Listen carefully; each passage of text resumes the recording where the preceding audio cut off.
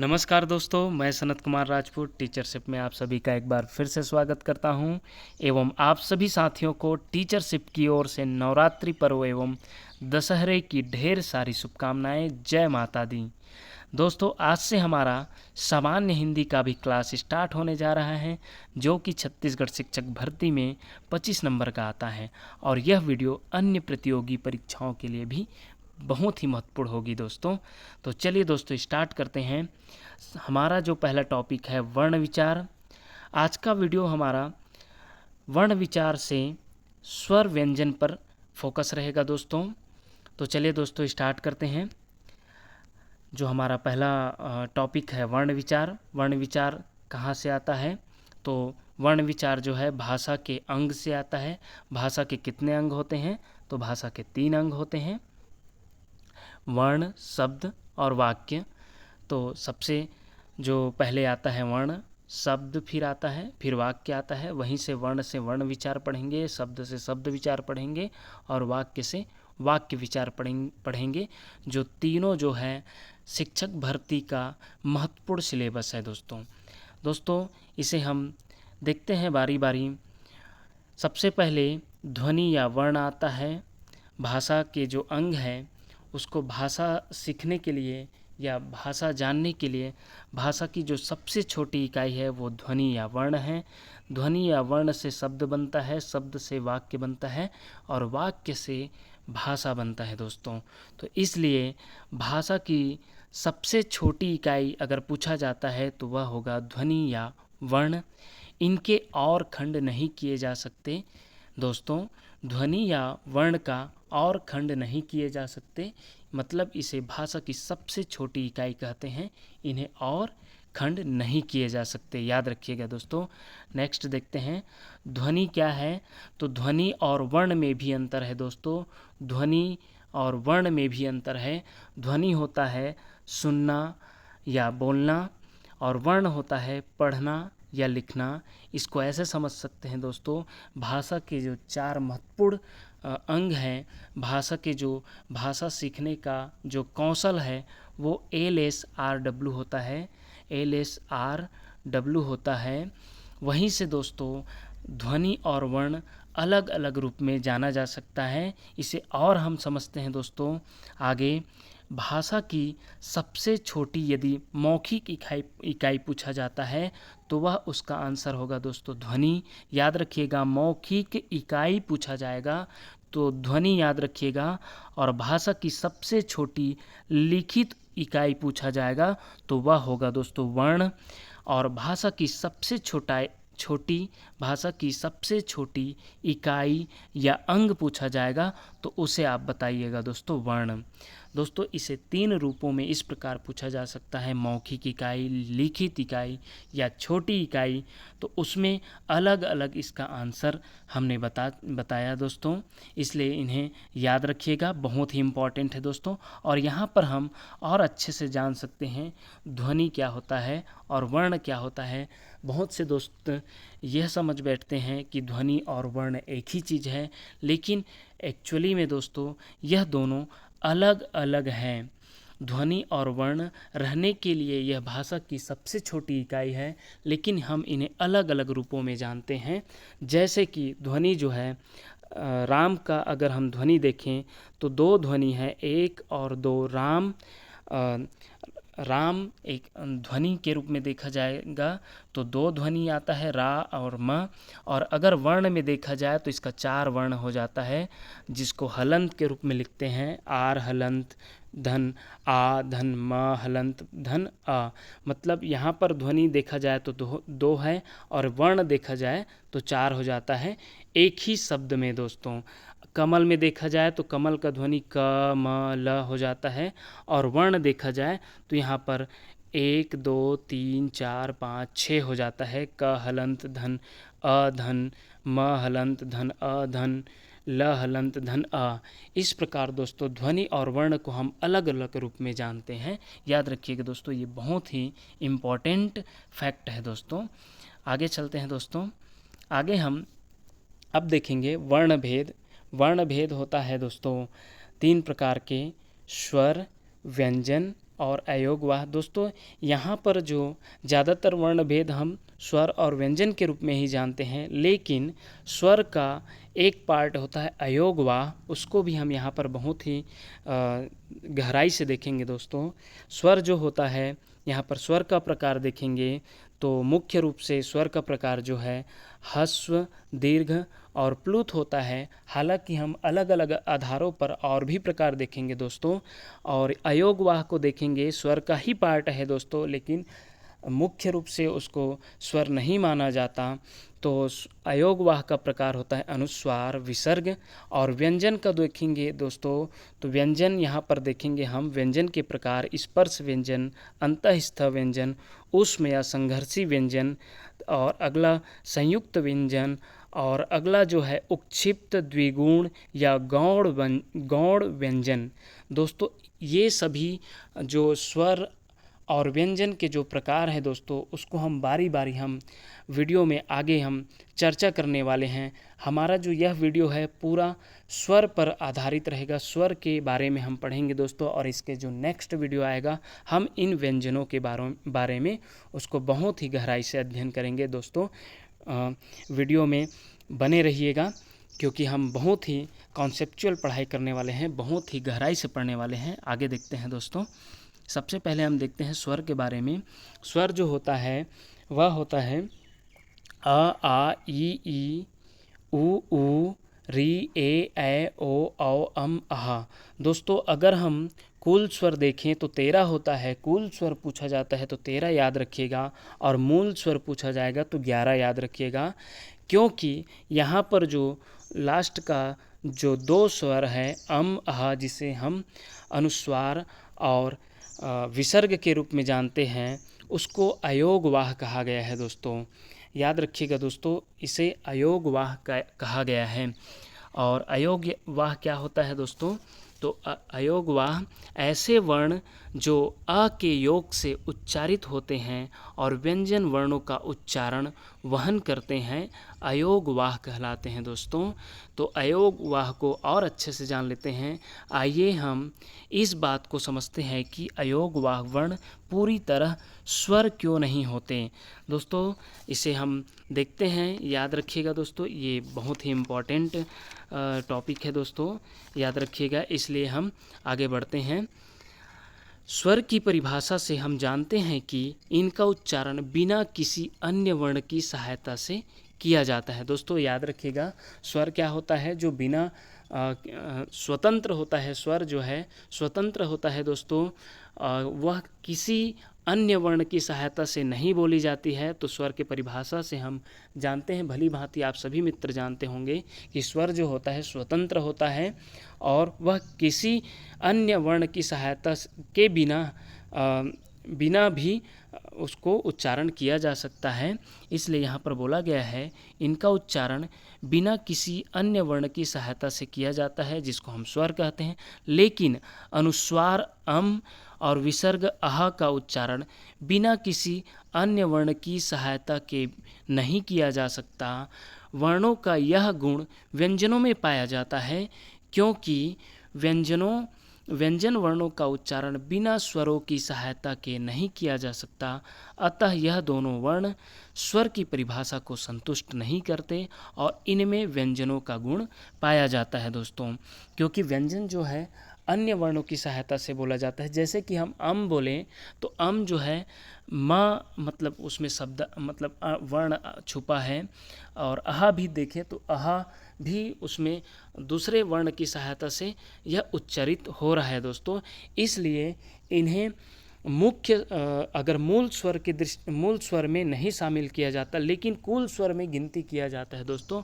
तो याद रखिएगा, कुल स्वर होता है 13 और मूल स्वर याद रखिएगा 11 दोस्तों।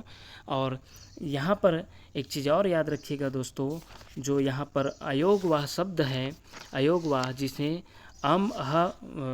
अयोगवाह बोला गया है, वह किशोरीदास वाजपेयी के द्वारा बोला गया है दोस्तों। तो याद रखिएगा, ये प्रतियोगी परीक्षाओं के लिए, शिक्षक भर्ती हो या अन्य परीक्षाओं के लिए बहुत ही महत्वपूर्ण है कि अयोगवाह शब्द किसने प्रयोग किया था। तो वह है किशोरीदास, याद रखिएगा, किशोरीदास, याद रखिएगा दोस्तों, किशोरीदास के द्वारा, किशोरीदास वाजपेयी के द्वारा यह शब्द का उपयोग किया गया था, अम और आह को अयोगवाह। आगे चलते हैं दोस्तों, स्वरों का वर्गीकरण हम देखने वाले हैं। स्वरों का वर्गीकरण देखने वाले हैं। पहला, मात्रा या उच्चारण में लगने वाले समय के आधार पर। याद रखिएगा दोस्तों, हम पहला स्वरों का वर्गीकरण देख रहे हैं मात्रा या उच्चारण में लगने वाले समय के आधार पर। तो पहला है ह्रस्व, या उसी को लघु भी कहा जाता है, उसी को छोटा भी कहा जा सकता है, या उसी को एक मात्रिक बोला जाता है, या उसी को मूल स्वर भी कहते हैं। तो इनकी संख्या है दोस्तों, लघु स्वर का या ह्रस्व स्वर का जो संख्या है वो 4 है दोस्तों। अ, छोटी ई, छोटू ऊ और री, इनकी जो संख्या है वो 4 है दोस्तों। इनके जो बोलने में जो समय लगता है वह कम समय लगता है दोस्तों। ह्रस्व स्वर का याद रखिएगा कम समय लगता है। और दीर्घ स्वर है नेक्स्ट, दीर्घ, या इन्हीं को गुरु स्वर कहते हैं, बड़ा स्वर कहते हैं, द्विमात्रिक स्वर बोलते हैं, या इन्हीं को संधि स्वर भी कहते हैं, क्योंकि हम संधि जब पढ़ने वाले हैं आगे तो संधि में इनका उपयोग होता है। गूढ़ संधि, दीर्घ स्वर संधि, गूढ़ स्वर संधि, तो ये सब में इनका उपयोग होने वाला है। आ, बड़ी ई, बड़ी ऊ, ए ओ औ, इनकी जो संख्या है वो 7 है दोस्तों। याद रखिएगा दीर्घ जो स्वर है उसका जो संख्या है वो 7 है। अब याद रखिएगा दोस्तों, यहाँ पर ऊपर और दूसरा, पहला और दूसरा मिलाकर तो यहाँ पर 11 हो गया। तो बचा क्या, तो जो तीसरा स्वर है प्लुत स्वर के लिए, तो याद रखिएगा दोस्तों, जो दीर्घ स्वर है वो तो लघु स्वर से दुगना समय लेता है, लेकिन जो प्लुत स्वर है वह अगर हम स्वर में बांटें तो स्वर में तो ऊपर के दोनों जो लघु और दीर्घ है वो तो अपना संख्या ले लिए हैं, दोनों मिलकर 11 ले लिए हैं। लेकिन जब समय की बात होती है, बहुत समय लगने वाला किसी शब्द के उच्चारण करने में, तो उसको भी स्वरों में वर्गीकरण कर दिया गया है दोस्तों। जैसे कि दीर्घ स्वर से भी इसमें ज़्यादा समय लगता है, जैसे कि हम राम ऐसे बोलते हैं तो समय उसमें ज़्यादा लगता है। तो यहाँ पर जो आया है दोस्तों उसको प्लुत स्वर के श्रेणी में रख दिया गया है दोस्तों। और एक और शब्द है, जैसे कि ऐसे तो बहुत सारे शब्द हैं जिसको हम बहुत समय तक उच्चारित करते हैं, ओम, इस प्रकार का। तो इस प्रकार के जो उच्चरित होते हैं लंबे समय तक, उसको प्लुत स्वर के श्रेणी में रख दिया जाता है दोस्तों। तो स्वर का जो वर्गीकरण है मात्रा या उच्चारण की दृष्टि से, तो वह 3 प्रकार के होते हैं, ह्रस्व, दीर्घ और प्लुत। इन्हें हम बहुत ही गहराई से जाने दोस्तों। आगे भी देखते हैं दोस्तों, संरचना और बनावट के आधार पर। तो संरचना और बनावट के आधार पर भी 3 प्रकार के होते हैं, ह्रस्व जिसे अ, ई, उ, री, और दीर्घ बड़ा आ, बड़ी ई और बड़ा ऊ। और तीसरा जो है दोस्तों संयुक्त स्वर। संयुक्त स्वर ए को बोलते हैं, ए को बोलते हैं, ओ को बोलते हैं और औ को बोलते हैं। याद रखिएगा दोस्तों, कभी कभी पूछ दिया जाता है ये संयुक्त स्वर जो है, ए जो है किस वर्ण से मिलकर बना है, तो वह है दोस्तों अ प्लस ई, छोटी ई मिलकर बनता है ए, अ प्लस ए मिलकर ए बनता है, अ प्लस उ मिलकर ओ बनता है, और अ प्लस बड़ा ऊ मिलकर औ बनता है। तो याद रखिएगा दोस्तों, ये बहुत ही इम्पॉर्टेंट है, कई बार पूछा भी जा चुका है दोस्तों। तो संरचना और बनावट के आधार पर 3 प्रकार के स्वर होते हैं, ह्रस्व, दीर्घ और संयुक्त। आगे भी चलते हैं दोस्तों, होस्ट आकृति के आधार पर स्वर का प्रकार। तो होस्ट आकृति, ओंठ की आकृति के आधार पर भी जो स्वर का प्रकार है वो 2 प्रकार के होते हैं दोस्तों, अवृतमुखी और दूसरा है वृतमुखी। अवृतमुखी क्या होता है दोस्तों, जिन स्वरों के उच्चारण में ओंठ वृतमुखी या गोलाकार नहीं होते। एक बार और देखिएगा दोस्तों, अवृतमुखी क्या होता है, जिन स्वरों के उच्चारण में ओंठ वृतमुखी या गोलाकार नहीं होते, तो वह है दोस्तों अवृतमुखी की श्रेणी में जिन स्वरों को रखा गया है वह है दोस्तों अ, आ, ई, बड़ी ई, ए।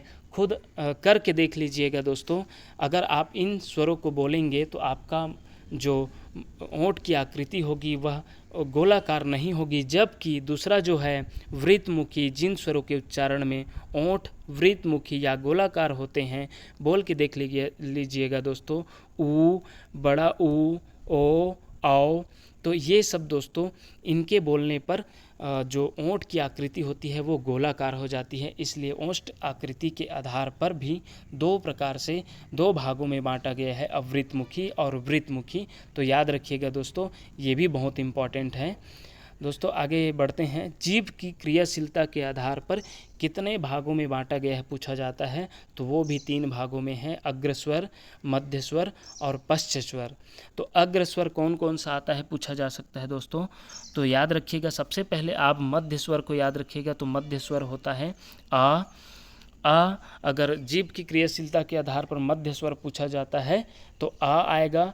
फिर पश्चस्वर में मतलब आ, अगर आप इसको क्रमानुसार समझेंगे दोस्तों तो मध्य स्वर में अ, फिर आ, फिर अगर अग्र स्वर में चला जाता है ई, बड़े ई, फिर ऊ आ जाता है पश्च स्वर में बड़ा ऊ, फिर ए अग्र स्वर में चला जाता है, री भी अग्र स्वर में चला जाता है, ओ औ पश्च स्वर में चला जाता है। दोस्तों याद रखिएगा, तो जीभ की आकृति के अनुसार अग्र स्वर होता है ई, ए, री। ऐसे भी आप एक ट्रिक के हिसाब से भी याद रख सकते हैं दोस्तों। जो पश्च स्वर है उसको याद रख लिए, मध्य स्वर तो अ है, उसके बाद पश्च स्वर में जो 3 आकृति वाला जो वर्ण है वो आ जाएगा पश्च स्वर में। जैसे कि आ में 3 आकृति बन रहा है, ऊ में भी, बड़ा ऊ में भी, ओ में भी, औ में भी। तो इस प्रकार के पश्च स्वर में इस प्रकार की आकृति आ जाएगा, और बचा हुआ जो वर्ण है वो अग्र स्वर में आ जाएगा। ये भी याद रखिएगा दोस्तों, बहुत ही इम्पॉर्टेंट है। आगे चलते हैं दोस्तों।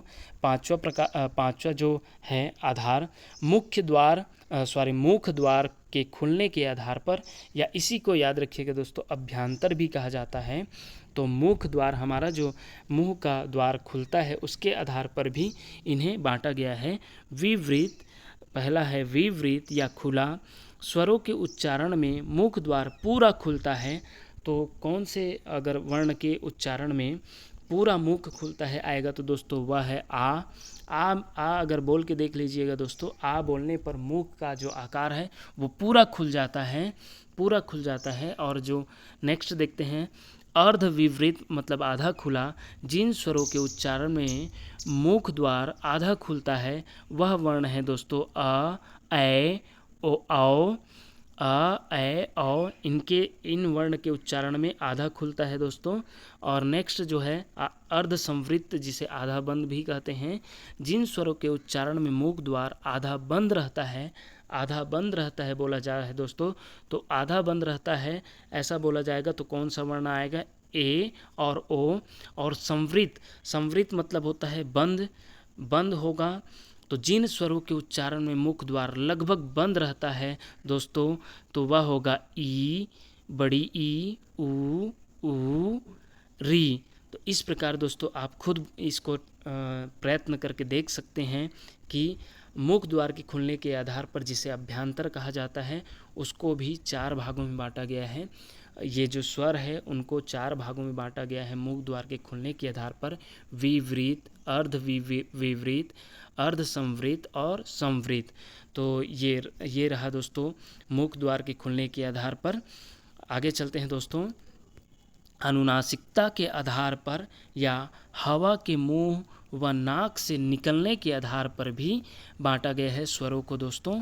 पहला जो है निर्नुनासिक या मौखिक स्वर, और ये क्या होता है दोस्तों, निर्नुनासिक मौखिक स्वर क्या होता है, जिन स्वरों के उच्चारण में हवा केवल मुंह से निकलती है, या इसी को और जान सकते हैं जिनमें चंद्र बिंदु नहीं होता है। तो दोस्तों याद रखिएगा, निर्नुनासिक या मौखिक स्वर किसको बोलते हैं, जिन स्वरों के उच्चारण में हवा केवल मुंह से निकलता है और जिनमें चंद्र बिंदु नहीं होता। तो याद रखिएगा दोस्तों, यह जो है कौन कौन सा स्वर है, अ, आ, ई, ऊ, ए, ओ, औ।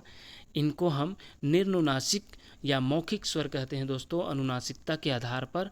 और दूसरा जो है अनुनासिक स्वर, तो याद रखिएगा दोस्तों अनुनासिक स्वर किसको कहते हैं, जिन स्वरों के उच्चारण में हवा मुंह के साथ साथ नाक से भी निकलती हो तो उन्हें अनुनासिक स्वर कहते हैं, जिनमें चंद्र बिंदु लगा होता है दोस्तों।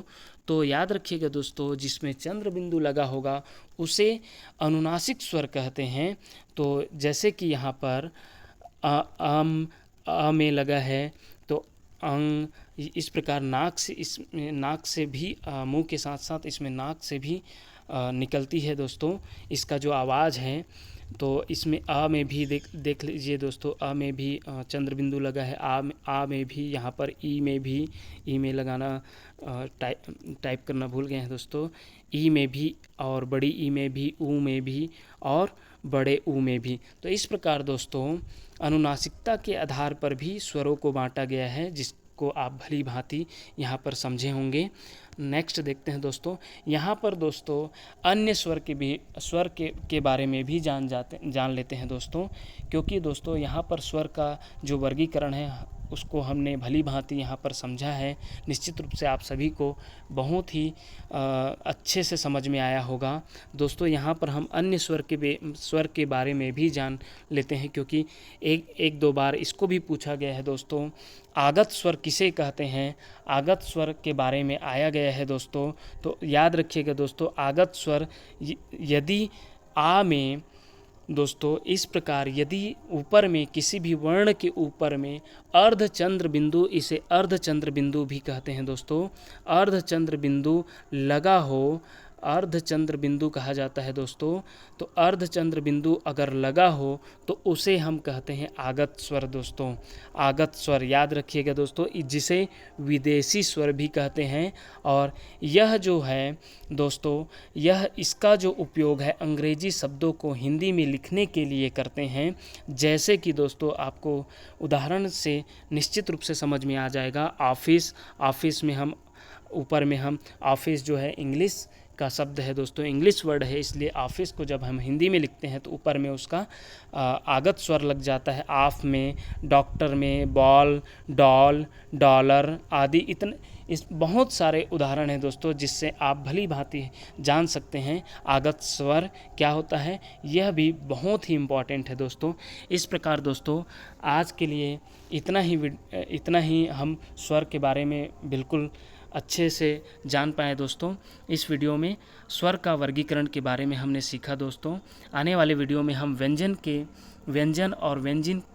के जो वर्गीकरण है और व्यंजन का जो प्रकार है उसको हम बहुत ही गहराई से जानेंगे दोस्तों।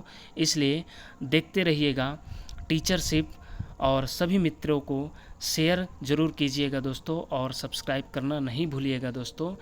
इस प्रकार आगे हम व्यंजन टॉपिक पर हम वीडियो लाएंगे। नेक्स्ट जो हमारा रहेगा व्यंजन पर रहेगा दोस्तों। तब तक के लिए विदा लेते हैं दोस्तों, और धन्यवाद साथियों।